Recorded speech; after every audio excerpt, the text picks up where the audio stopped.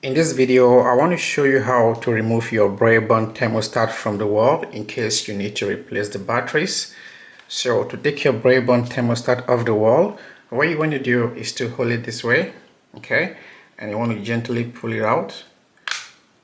So gently, right? So right here you can see the batteries in here, and this one here uses two AA batteries, so you can get your old batteries out. Okay, so that's it. And now if you have your new batteries, you can get them in. So make sure you insert your batteries properly.